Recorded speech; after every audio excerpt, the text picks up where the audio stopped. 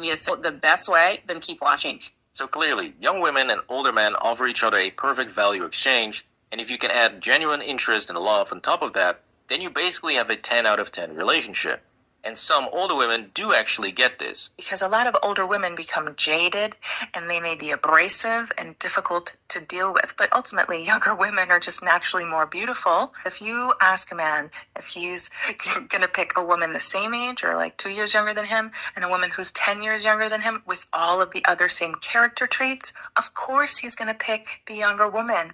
And there is absolutely nothing wrong with that. Now for the ones that don't get it, they want to bring in the most pathetic excuse I've ever heard, which is that 21 and 22-year-old women are too young to date older men. Yeah, the infantilization. This is a snake eating its own tail. This is where feminism ends up destroying itself.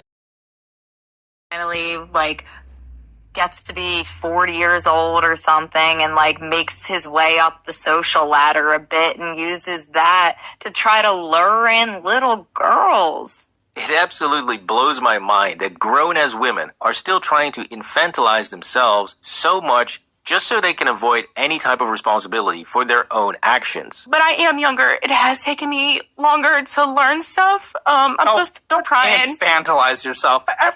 Everyone your age is so infantilizing. Right, I don't understand. Everyone is maturing so much slower, and everyone is obsessed with, I'm young, I'm a kid. Yep, that's exactly how I feel every single time I hear this bull about prefrontal cortex, and all that it does is make women look like a complete joke. Like, how are we supposed to respect or see women as equals when they still want to pretend that they're children at 22? 20, 21, 22-year-old girls, 22-year-old girls. To try to lure in little girls. From 30 plus, because I think 30 plus, everybody is an adult. That is simply pathetic. But we all know what they're doing here. We know that they don't even believe this nonsense themselves, since every single chance they get, they scream about how women are these powerful goddesses with divine energy and can rule the world. When you're a high priestess, goddess, spiritual being, intuitive, divine feminine that has already activated their powers. Yeah, a goddess who can't decide on whether or not... That was the craziest wizard slop, witch slop I've ever heard. The fuck? Dude, I've never heard this combination of words come out in the modern world. You hear? Feminine that has already activated their power. When you're a high priestess, goddess, spiritual being, intuitive, divine feminine that has already... This bitch plays Yu-Gi-Oh! Or something. She's summoning some fucking trap card magician shit. I've never in my life, bro. This combination just blew me away. What? Activated their power. In my witch card. Mercury is in retrograde. What the fuck? Goddess who can't decide on whether or not to date someone. Real powerful. Anyways, another example of this total nonsense and never taking accountability is the excuse that men are simply too afraid to commit or express their love for a woman. Because there is nothing more unattractive than a man nearing his 30s or in his 30s or in his 20s or whenever that is scared to voice masculine woman, masculine behavior. Masculine caricature.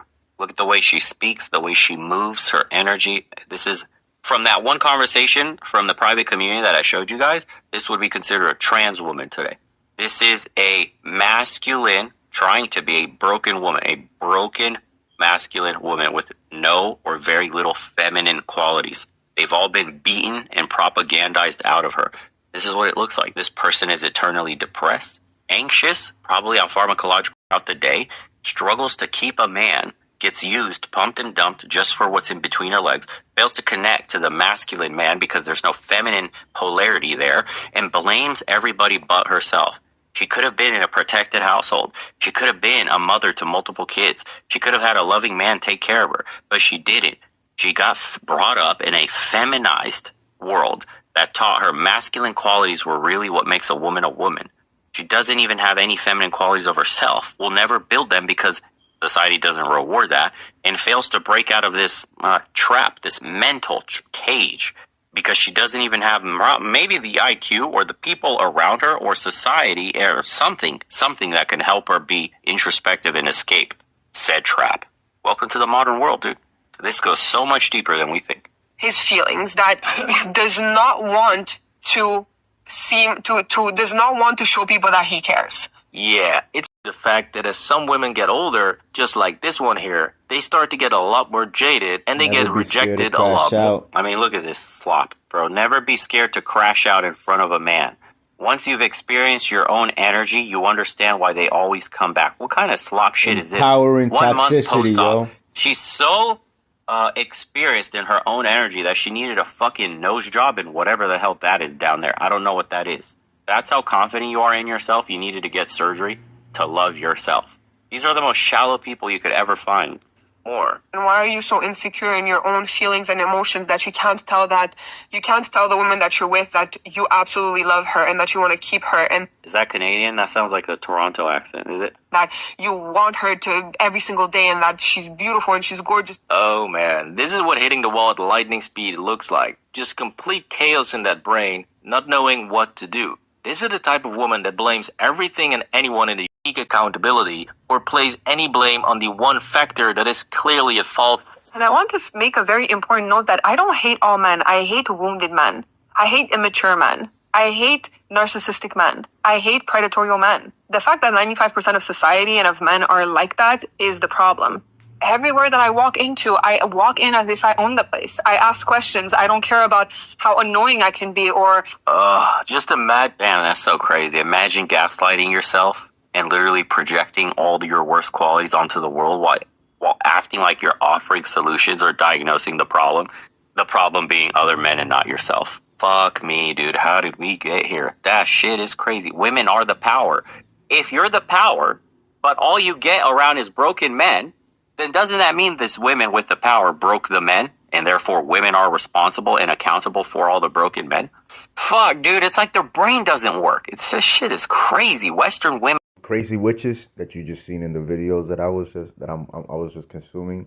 Them crazy type of witches are the ones that you're gonna attract if you do not work on the 7 fundamental pillars of your life. 3 mainly, if you simple it down, right? God, family, and business. And when I say God, I mean your mind, your body, and your emotions. And family, your relationship with your loved ones, and also your friendships.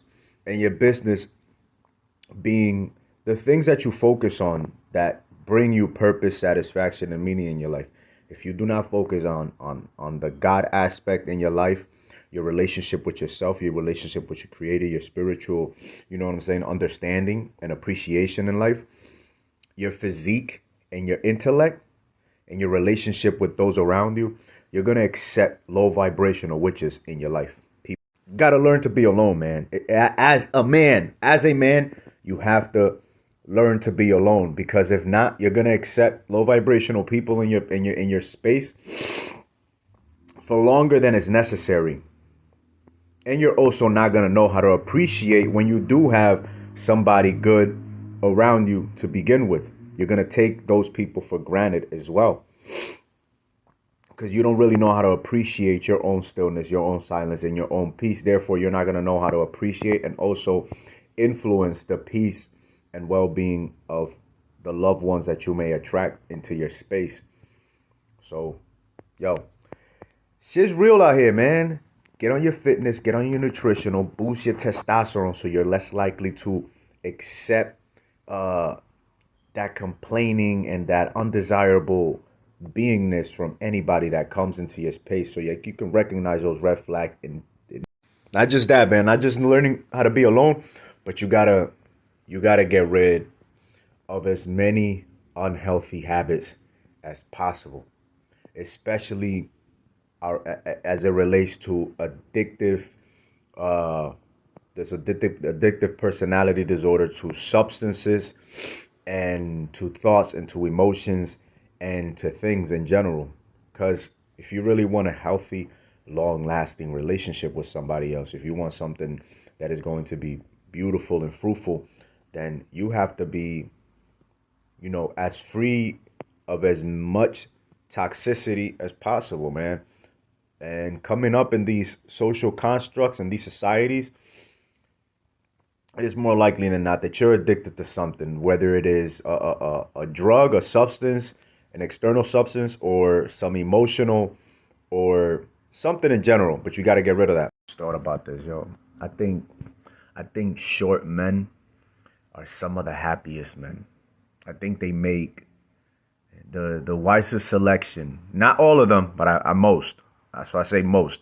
I think most short men make the wisest selection in women because they can't really afford the beauty and the booty because, I mean, we're both superficials, right? You know what I'm saying? Male and female, but I think they make the wisest decisions because looking at many of the short men, you know, dudes under 5'6", 5'8", 5'6", and looking at the women that they get with, not all the time, but most of the time, I think they have less chaos in their life, bro. They got less bullshit, less baggage to deal with because they're not dealing with women that think that they're hot shit.